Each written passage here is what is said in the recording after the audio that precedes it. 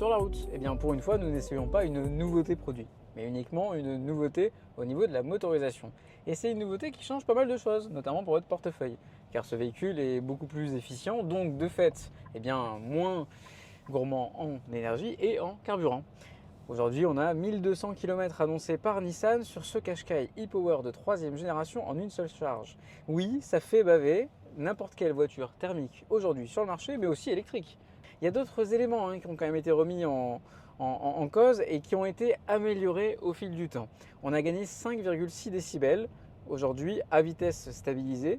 Alors pour ceux qui ne savent pas ce que représenterait 5 décibels, c'est comme si vous avez aujourd'hui un aspirateur à haut régime dans votre maison et que vous passez demain avec un aspirateur avec réduction de bruit intégrée pour pas nommer le vous avez un confort bien meilleur à haute vitesse. Sur ce qu'on ne verra pas, on a désormais une transmission et un groupe qui a été regroupé en 5 en 1, je m'explique.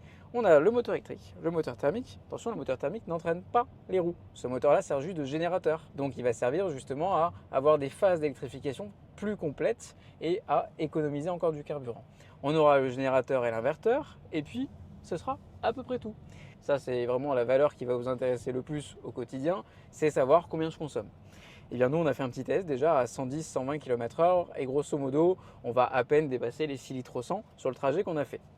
Donc même sur des vitesses un peu importantes, on reste sur des consommations qui sont tenues et on pourra aller chercher des économies substantielles à l'année grâce à cette technologie e-Power de 3e génération. Si maintenant on l'implémente dans un Qashqai, je vous donne un tout petit peu les informations de ce Qashqai, on a un véhicule qui reste tout à fait à la page en termes d'équipement et pourtant qui n'est pas un véhicule qui vient de sortir.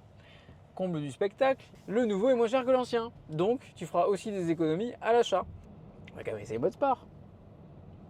Regarde, il y a le mode sport. Voilà, même en mode sport, l'acoustique reste bonne. On n'a plus cette sensation qu'on a pu avoir sur d'autres hybrides de moulinette. Donc, en gros, ce Qashqai sur la route, c'est validé pour plusieurs raisons. Une acoustique meilleure, des économies de carburant, vous irez plus loin et vous serez plus souvent en phase électrique, même à haut régime, grâce à cette génération, car on le rappelle, le moteur thermique ne sert qu'à générer et non pas à entraîner les roues à un tarif contenu.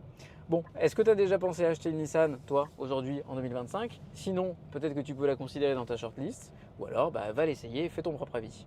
C'était sur la route.